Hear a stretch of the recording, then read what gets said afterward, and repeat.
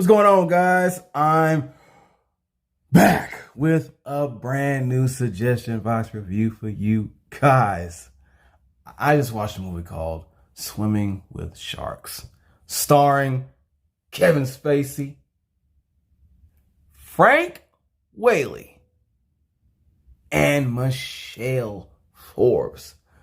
First of all, you know what I have to do here, all right? You know what's coming. I have to give a huge shout out to the one and the only Cheryl Burton. Keep those suggestions coming like always. Don't stop. Just don't stop. All right. First of all, part 2. This discussion has been coming for a while. I mentioned this a long time ago. All right. I didn't really get into it. I'm going to get a little more into it now, but not too much. We're talking about Kevin Spacey's fallen legacy. Okay. Before he made that mistake, this showed the world what kind of person he really was. Not too far from the characters he plays in his movies. All right. This man had a dominant career in Hollywood. Okay. He was one of the GOATs, or one of the promising GOATs, at least. Okay. Every character, almost every lead character, or if not lead, secondhand character at least. It was this manner of the way he carried himself that was very condescending. Every time, like, he knew better than you. He was smarter than you. He was better than you. All right. Everything about him was above your grade. All right. And he carried himself like that. I remember in 1995, Seven came out. Now, I did a review on this already. I did a suggestion box review on this, actually. And he played the serial killer. And of course, as that serial killer, he loved to boast and brag about the kills that he did. And he couldn't wait for somebody to find out. And he did it in only the way that Kevin Spacey could do it. Okay? Only the way that Kevin Spacey could do that. And he did it so well. I can't even lie. All right? Then within that same year, The Usual Suspects came out. Now, I'm not even going to lie. I still haven't seen this movie. But you can't help but know the iconic ending to this. It was the first time that they put a twist on a film like that. Well, the first time it was big like this, okay? And if you don't know what that twist is, I won't say it. You'll actually have to go research it. Just research that or watch the movie like I haven't done yet, okay? But what I do know is that because of the level of actor that he is, he played that part well. I'm sure no one saw that coming with just the switch of an attitude. Put it like that. Things were, immediately changed up, okay, for that ending. And, iconic and legendary. And in 1997, LA Confidential came out. Now, it's been a long time since I've seen it. I know it's a noir. It's a mystery type thing, murder case going on here. All right, in the 1950s. He kind of switched it up this time around, but he still was himself. He still had the demeanor of Kevin Spacey, just a detective now. All right, so it's kind of like that underlining of, are you on our side? I can't tell. You have such an evil aura. I don't know about him. He has an evil aura about himself, obviously. And we did it well in this movie. I remember that part. Okay. Then in 1998, The Negotiator came out. Now, this was a classic team up of Kevin Spacey and Samuel L. Jackson. All right. Now, some people will say that Samuel L. Jackson kind of overshadowed Kevin Spacey's performance. Not at all. Not at all. Kevin Spacey was the negotiator that had to come in and negotiate the negotiator. All right. If you don't know what the premise is, Samuel L. Jackson's character used to be a negotiator and it just snapped. And I think he's holding somebody hostage or whatever. But Kevin Spacey's manipulative way of doing things, he got into the other negotiator's head, you know, Kevin Spacey style. All right. And so he knows how to play his power or what he's good at doing in different roles. It doesn't always have to be a super evil role. He did that. He was actually the good guy in this movie. Then in 1999, the classic came out, American Beauty. Okay, now he was the dad that was a little disillusioned and just trying to get his hip back. All right, trying to be cool again. You know, didn't understand his daughter. He had some fantasies about his daughter's friend. Look, that movie kind of was foretelling about a lot of stuff on him. And it's kind of creepy. But it was still a good movie. Still a great movie for each star in there. Each actor and actress in that movie did a knockout job, including Kevin Spacey, of course. All right, he almost made the movie.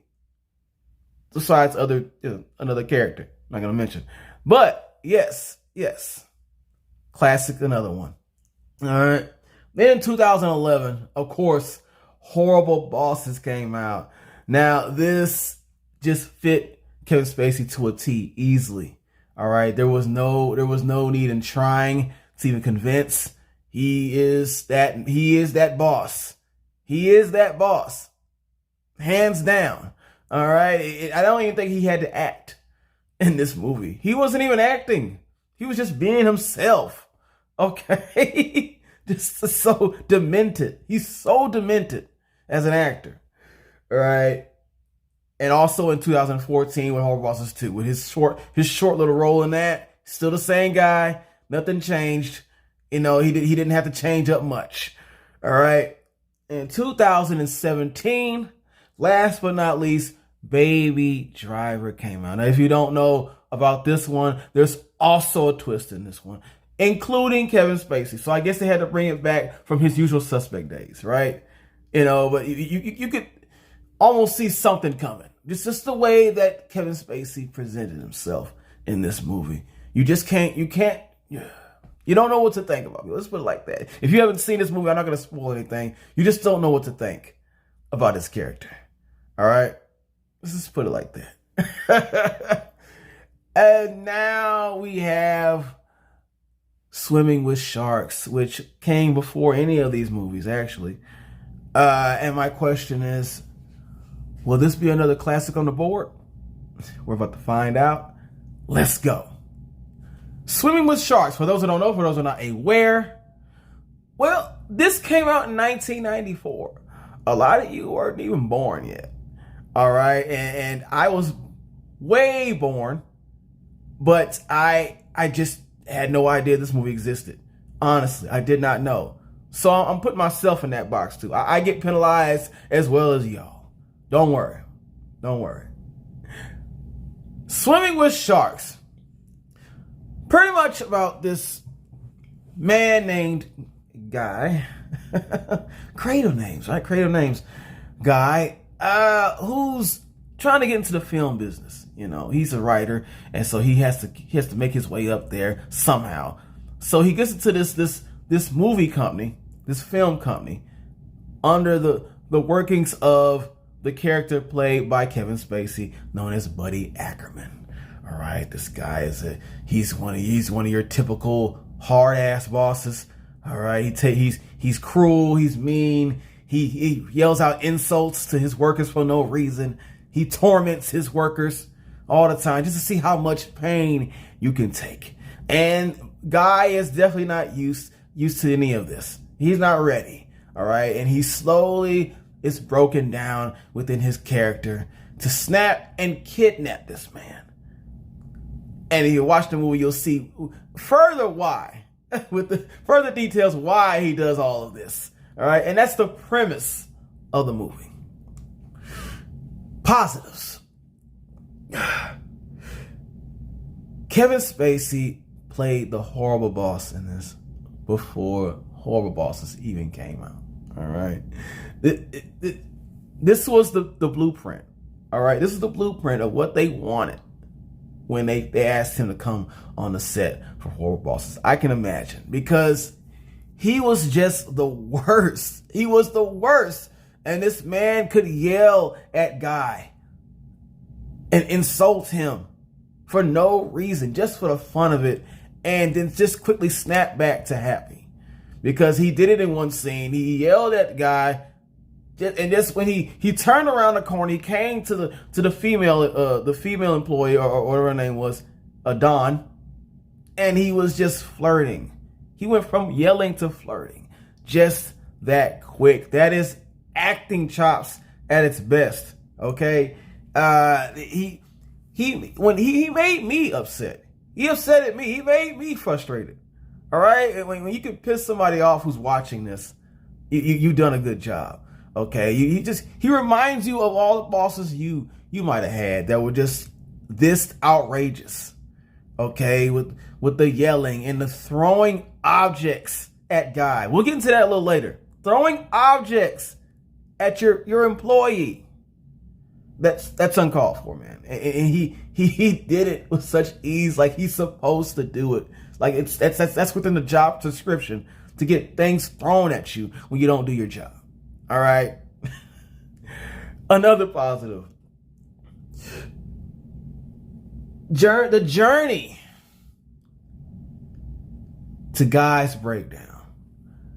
The breaking of Guy in this movie. He started out this innocent dude from up north, whatever. So the countryside of New York or whatever. Because they called him Farm Boy just because he was out in the countryside of New York. I keep forgetting they have that. And so he's not used to that city life, I guess. And they could tell. They could smell it when he came in. Thanks to Benicio del Toro's character. Shout out to him. All right.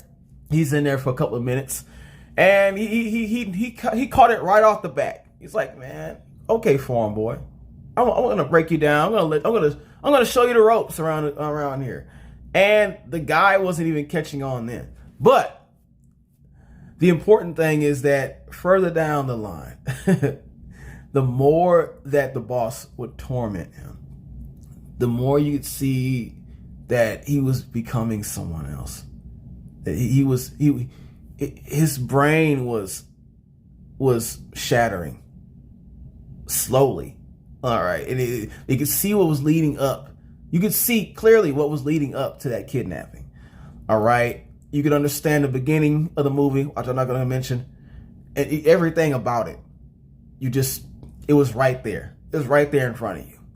Okay, completely clear why this man just snapped like that. Now I understand. I could relate. I wouldn't snap like that, but there's only so much somebody can take. All right. Another positive. Guy's metamorphosis into Buddy Part 2. All right. What I mean by this is, not only did he break and he snap, but at the same time that his mind was unraveling, he was unknowingly to himself turning into another Buddy. All right, with the attitude and the conceitedness, everything, the ego. He was developing an ego. He didn't have an ego when he came to that job, but slowly he started to have this ego, like he just knew everything himself as well.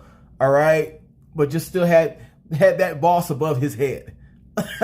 So he was turning into what the Benicio del Toro was when he came in there.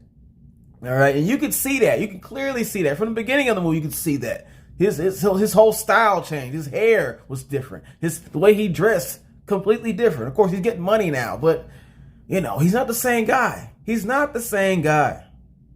Obviously. Last positive. Learning what made Buddy tick. All right. And almost sympathizing having some sympathy for Buddy's character, especially in the end. All right, or the scenes where it shows him, being held captive by Guy. All right, what I mean by this is that you slowly learn why Buddy is the way that he is. There's something that happened to him early on, before anything about this movie even took place, that a lot of people would definitely not be the same. They would not be the same, and it's pretty much serious. It's really serious, actually. Like, it gets really serious. Like, this movie's supposed to be like a dark comedy of some sort, but it goes beyond dark when that backstory is revealed in the movie, and you're like, oh, I get why he thinks the way that he thinks, he acts the way that he acts. All right, it's clear to me now. I understand. Should he have done some of the things he did to Guy in the movie still? No, it doesn't warrant that. But at the same time, you understand why he did it.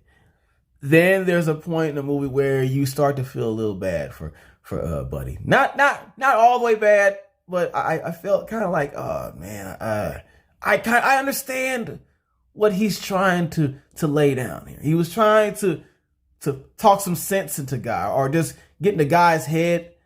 And with the things he was saying made a lot of sense. It made a lot of sense, man. All right. And it's just the reality of how people change due to the things that happen to them in life. How people change drastically over the years. You're going to change. There's no fighting that. When a lot of things happen to you and then you're exposed to a lot of stuff, to a different environment after this, you're not going to be the same person. You're just not going to be the same person, man. And that was something discussed in this film. And it got deep. It got deep. All right. Negatives.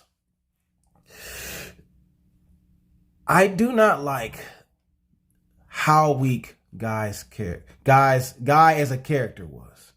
All right. It's one thing to have your boss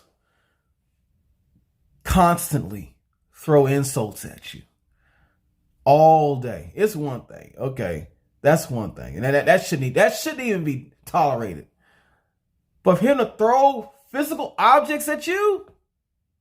No. I don't care what kind of on-job etiquette you're supposed to carry yourself with. If you throw objects at me and you're my boss at the job, there's going to be a problem. There's going to be a physical problem right there. No. I'm going at the least, I'm going to find a bigger object that when I throw it at you, you're not going to get up. You're not going to get up for like maybe an hour. All right. You're not going to do that to me. And he took too much.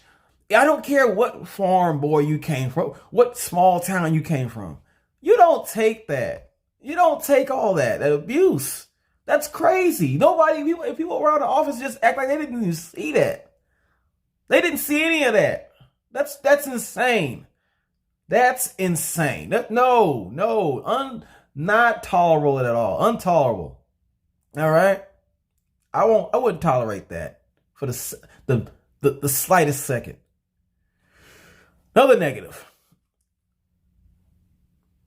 There's a part of the torture when he kidnaps Buddy that just didn't make sense. Now, if you feel this to be a spoiler, just go to the last negative, or just fast forward to the judging of this movie. But there's a part where he has him in a chair and he's giving him paper cuts on his face, office paper, that whole thing. And he says the worst thing that you could get is a paper cut on the tongue. And he commences to, I guess, opening his mouth and giving him a paper cut on his tongue. So when you come back to that scene, How is Buddy still talking normal? He's talking normal. That's impossible. There's no way. There's no way. I'm not having that. That didn't make any sense. I thought he wasn't gonna talk for the rest of the damn movie because his tongue is messed up. No, no. Last positive. The ending was quite frustrating. All right. When you see this, when you watch this and you get invested into this movie, you think that this is going to go a certain way. And it wouldn't have been a bad ending the way it should have gone. But the way that it goes, it was like, what was the point? What was the point? Or at least that's what I would think at first. All right. But then still, I gotta give this a hell yes. Okay. Just the psychological breakdown of this movie. When you think about everything that happened and took place in this movie, it's on another level. It's on another level. Just to think that I had no idea about this movie. Better press that like button, share, and you better subscribe.